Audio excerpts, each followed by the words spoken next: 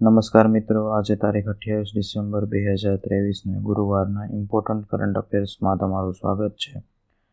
દરરોજની જેમ સૌપ્રથમ ઓનલાઈન જોઈશું અને ત્યારબાદ જે ઇમ્પોર્ટન્ટ કરંટ અફેર્સ છે તેને આપણે ડિટેલમાં જોઈશું.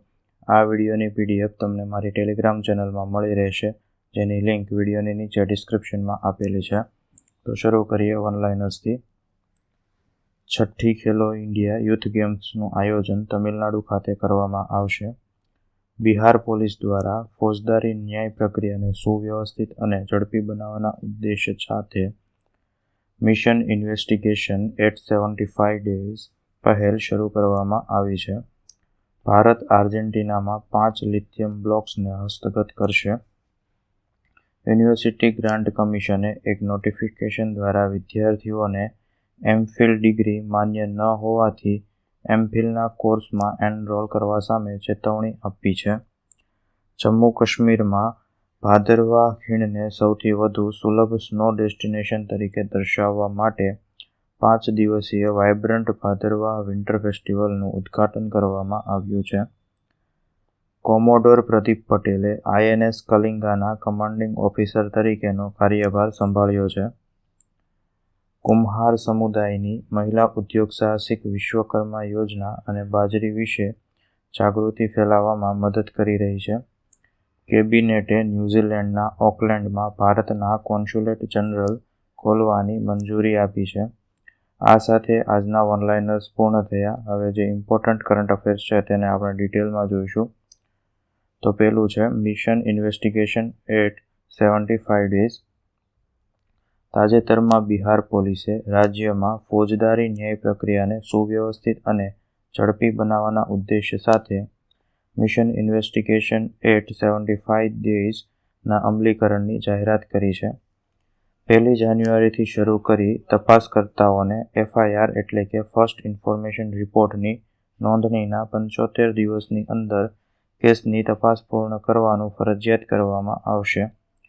આ પહેલનો હેતુ એ સુનિશ્ચિત કરવાનો છે કે ચાર્જશીટ દાખલ કરવા સહિતની તપાસ FIR નોંધાયાના 75 દિવસની અંદર પૂર્ણ થાય. આ પહેલના પ્રાથમિક ઉદ્દેશ્ય પર પ્રકાશ પાડતા બિહાર પોલીસના અધિક મહાનિદેશક ADG ગંગાવારે તપાસની ગુણવત્તા સુધારવાની જરૂરિયાત પર ભાર મૂક્યો હતો.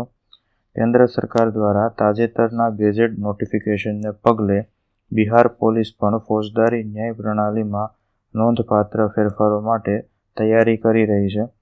હાલમાં જ ભારતીય દંડ સંહિતા એટલે કે Indian penal code, criminal procedure code એટલે કે CRPC અને પુરાવા અધિનિયમને બદલવાના હેતુથી 3 નવા સંસદ બિલને સંસદ દ્વારા મંજૂરી આપવામાં આવી હતી. ત્યારબાદ ભારત અને આર્જેન્ટિના વચ્ચે લિથિયમ બ્લોક્સ માટેના કરાર વિશે જોઈએ. તો ભારત આર્જેન્ટિનામાં 5 લિથિયમ બ્લોક્સ માટે સંશોધન અને વિકાસના અધિકારો મેળવવા માટે તૈયાર છે, જે પહેલા 2022માં ઓસ્ટ્રેલિયા સાથેની ભાગીદારી પછી નિર્ણાયક ખનિજોમાં તેની બીજી આંતરરાષ્ટ્રીય સિદ્ધિ છે. ખનિજ વિદેશ ઇન્ડિયા લિમિટેડ એટલે કે કાબિલ અને કેટામાર્કા મિનેરા વાય એન્જેન્ટિકા સોસિડેડ ડેલ ઓસ્ટિયાડો કે જે આર્જેન્ટિનાની સરકારી માઇનિંગ અને એનર્જી કંપની છે, તેમની વચ્ચે આ કરાર કરવામાં આવશે, જે હાલમાં તેના અંતિમ સ્વરૂપના આરે છે. ભારત સરકાર અન્વેષણ માટે આગામી 5 વર્ષમાં આશરે ₹200 કરોડનું રોકાણ કરવાની યોજના ધરાવે છે. આર્જેન્ટિના એ લિથિયમ ત્રિકોણમાં કેન્દ્રિત વિશ્વના લિથિયમ ભંડારમાંથી 21% હિસ્સો ધરાવે છે, જે ભારત માટે મુખ્ય ભાગીદાર બનશે. આર્જેન્ટિનામાં ઉપયોગમાં લેવાતી સોલ્ટ લેક લિથિયમ નિષ્કર્ષણ પદ્ધતિ આર્થિક રીતે અનુકૂળ સાબિત થાય છે, જે ઉત્પાદનમાં નોંધપાત્ર યોગદાન પૂરું પાડે છે. આ ઉપરાંત આ સંપાદન અથવા તો આ કરાર સ્વચ્છ ઉર્જાની માંગને પહોંચી વળવા માટે, ખાસ કરીને ઇલેક્ટ્રિક વાહનો માટે ભારતની આત્મનિર્ભરતાના અનુસંધાન સાથે સંરેખિત છે. 2070 સુધીમાં ઇલેક્ટ્રિક વાહનો માટે મેન્યુફેક્ચરિંગ હબ બનાવવાના ભારતના ધ્યેયને હાંસલ કરવા માટે સંશોધન અને વિકાસ કરાર એક મહત્વનું પગલું છે. ત્યારબાદ ખેલો ઇન્ડિયા યુથ ગેમ્સ.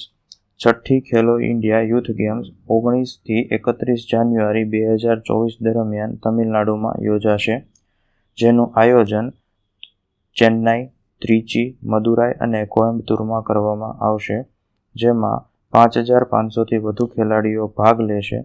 આ રમતોમાં પ્રથમ વખત સ્ક્વોશનો સમાવેશ કરવામાં આવશે.